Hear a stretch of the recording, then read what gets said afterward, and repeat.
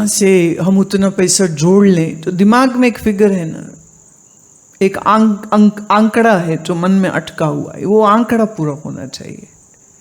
तो भविष्य की योजनाओं को करने में और भूतकाल की स्मृतियों को करते रहने में जो मन उलझा हुआ होगा उसका श्वास ठीक नहीं चलेगा। अब आप चाहें कि हम श्वास को पहले सीधा कर लें, कई बार संभव है, हम कर भी सकते हैं, पर उसके लिए पहले बहुत से अच्छे आसन, क्योंकि ये जो आपकी डायफ्राम मसल है, लंग्स से एक डोम की शेप में ये मसल है, बेसिकली श्वास इस डायफ्राम की वजह से है। वो मसल छाते की तरह खुलती है, बंद होती है, नेगेटिव प्रेशर बनता है जिससे हवा अंदर जाती है। तो आसनों का अभ्यास जो है वो इसीलिए आवश्यक हो जाता है क्योंकि हमारे बहुत से जो इमोशंस हैं वो हमारे पेट में, हमारे इसी मसल में अटके हुए होते हैं। मेजर मसल है डायफ्राम, और उससे भी ज़्यादा बड़ी मेजर मसल है इलियोश्वास।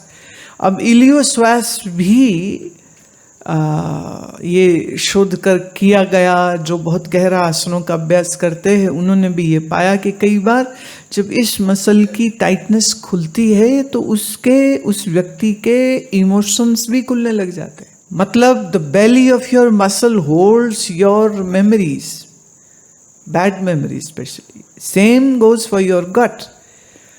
Your gut holds the emotions and bad memories, and these are going to impact your breathing rate.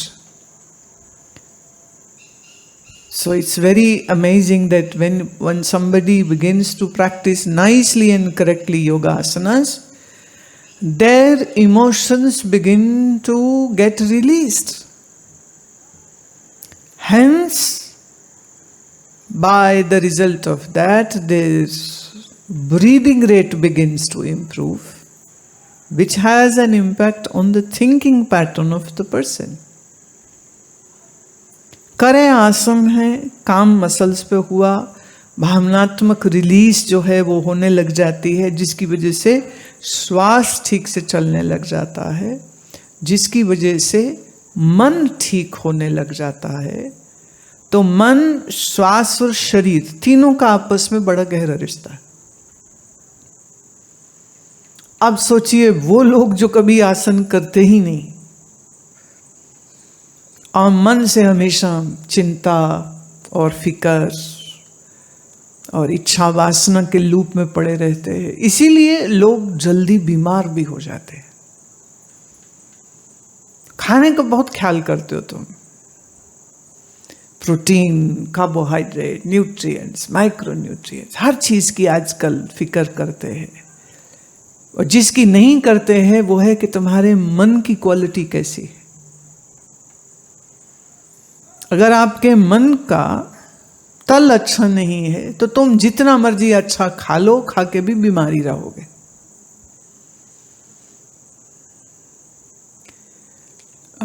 Energy की कमी शरीर में, थकान शरीर में, जल्दी जल्दी बुखार हो जाना, जल्दी जल्दी जुकाम हो जाना, जल्दी जल्दी सिर दर्द होने लग जाना, जल्दी जल्दी अनिद्रा की शिकायत होने लग जाना। अब ये 4 चीजें अगर आपके हो रही हैं तो बहुत स्पष्ट ये इस बात का चिन्ह है कि 1 शरीर स्वस्थ नहीं है और 2 मन भी स्वस्थ नहीं।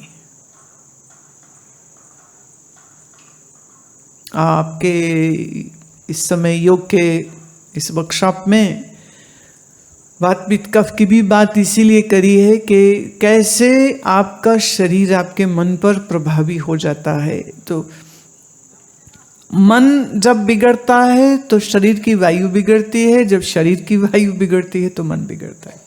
चले वाते चले चित्तम, बिगड़ी वायु है और खराब मन हो जाता है।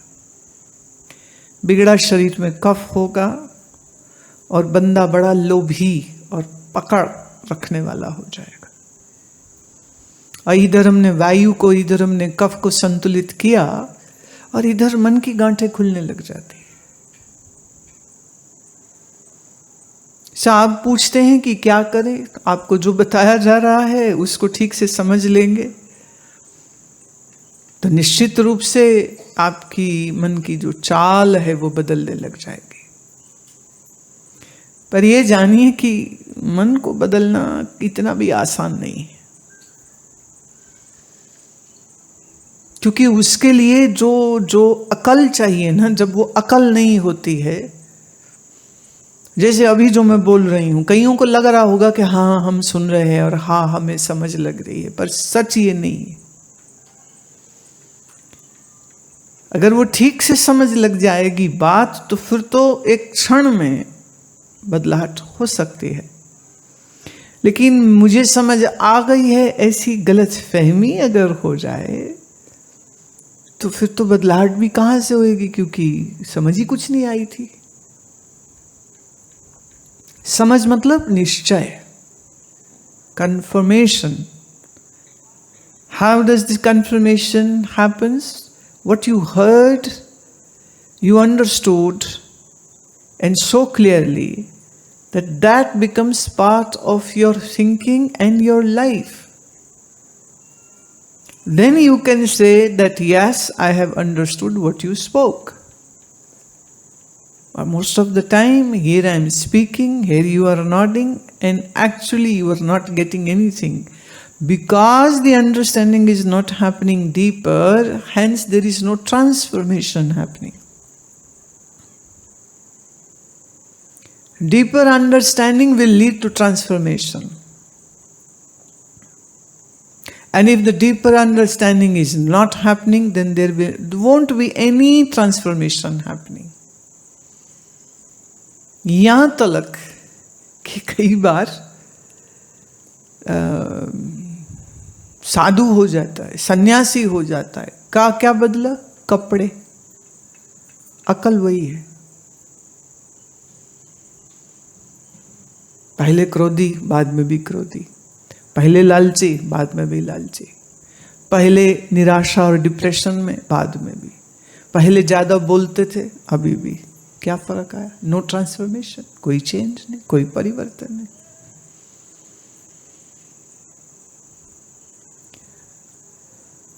तो ऐसा मान लेना कि हमें समझ आ गई और वास्तव में समझ आ गई में बहुत बड़ा फर्क होता है।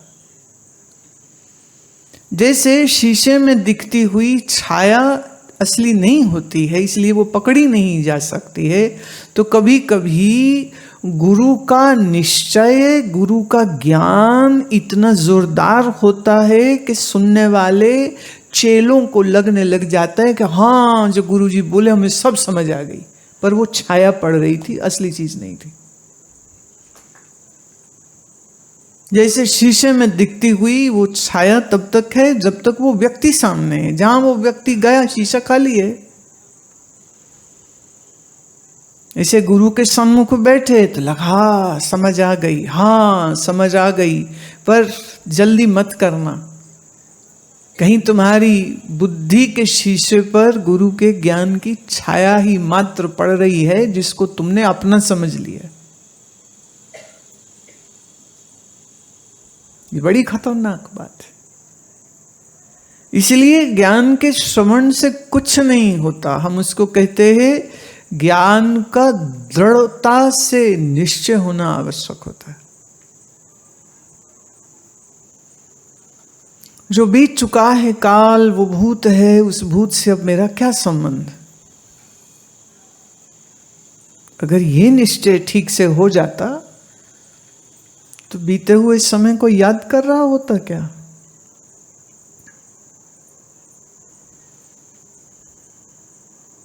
और जिस पल को जी रहे हैं ये ही जीवन है और इसके बाद अगला क्षण भी निश्चित नहीं है, ऐसी अगर समझ लग चुकी हो तो क्या भविष्य की कल्पनाओं और योजनाओं में क्या अपना समय बर्बाद करेगा क्या?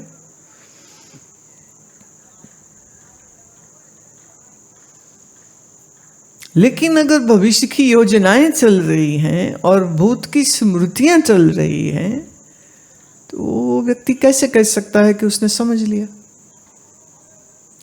तो ज्ञान का सुनना ज्ञान की प्राप्ति नहीं होती है। ज्ञान का श्रवण काफी नहीं होता है, ज्ञान का निश्चय चाहिए होता है। और निश्चय अगर हो जाए तो परिवर्तन तो उसी क्षण में हो जाएगा।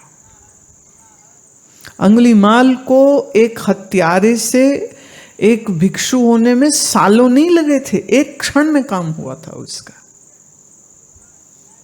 उस परिवर्तन के बाद बुद्ध के सानिध्य में रहना, साधना को करते रहना, मन की मल शुद्धि करने में अभ्यासरत रहना, ये तो कार्यक्रम चल रहा था। लेकिन जो बदलाहट आई वो तो एक ही क्षण में आई, सालों नहीं लगे। और अगर सालों लग जाने के बाद भी कोई परिवर्तन नहीं हो रहा है तो उसका एक ही कारण होता है कि उसने हृदय से नहीं सुना, सिर्फ खोपड़ी में गुरु के बोले वचनों को सुन के संभाल लिया है। बाकी हृदय जैसा पत्थर पहला था वैसा अभी भी है।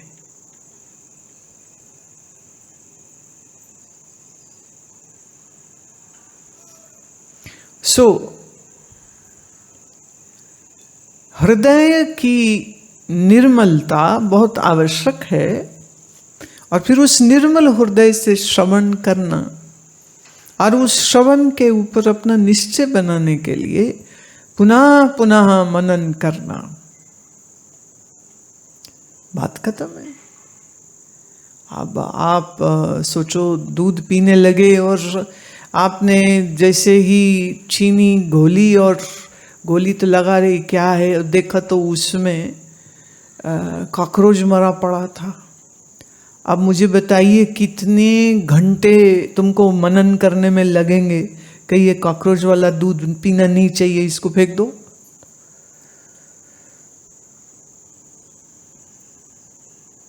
कितने घंटे लगेंगे, कितनी कोचिंग चाहिए, कितने शिविर लगेंगे उसमें।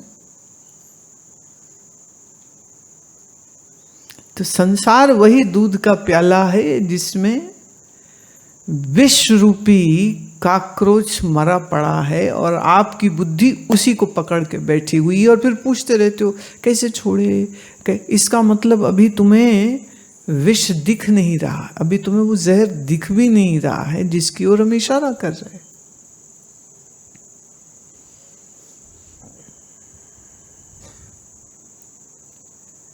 अब ये निश्चय बनाने में तो खाने की वस्तु में तो ज्यादा मुश्किल नहीं होती है, लेकिन मन ने जिन चीजों की पकड़ करके रखी है वो पकड़ क्यों नहीं छोड़ पाता है। तो आप इस एग्जाम्पल को सामने रखना कि कॉकरोच गिरे दूध को आप पीना चाह रहे हो और सामने बैठ करके कोई कह रहा है मत पियो मत पियो, खराब है ये, मत पियो। और तुम कह रहे हो ला, इतनी मेहनत से मैंने पैसे खर्च के दूध लिया और गर्म किया, उबाला, और तुम कह रहे हो मत पियो, तुम्हारा दिमाग खराब हो गया। तो तुम्हें अजीब लगेगा कि ऐसे थोड़ी कोई कर सकता, इतनी बुद्धि सबके पास है।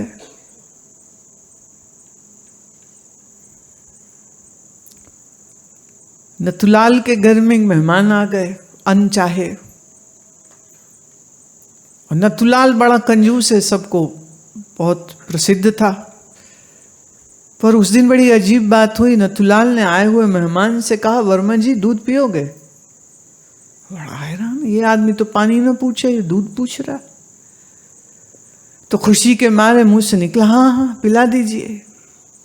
नथुलाल गया रसोई में, दूध ले भी आया, सामने धर भी दिया, बोले पी लो। हैरान और बड़ी खुशी से उन्होंने गिलास उठाया और जैसे ही लगा घूंट भरने, उसने कहा वो कहते बिल्ली मुंह मार गई थी दूध में, फेंकना ही था, आप आ गए, पियो।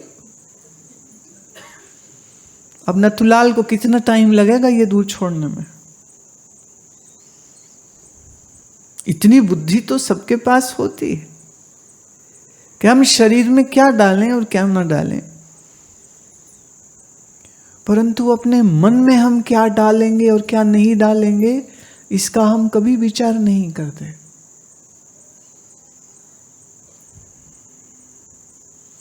इसलिए संसार का कूड़ा करकट हम मन में डाले जा रहे, और इस शरीर के साथ आसक्ति इतनी गहरी है कि इस देह को, इस देह का जो नाम है, उस नाम के लिए मरे चले जा रहे हैं।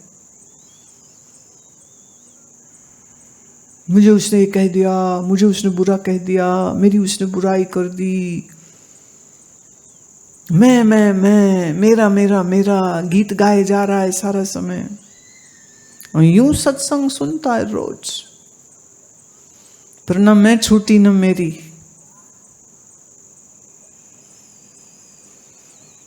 तो देह में मैं मेरापन रखे हुए वाला मनुष्य बिगड़े हुए मन का नहीं होगा तो क्या सुधरे हुए मन का होगा?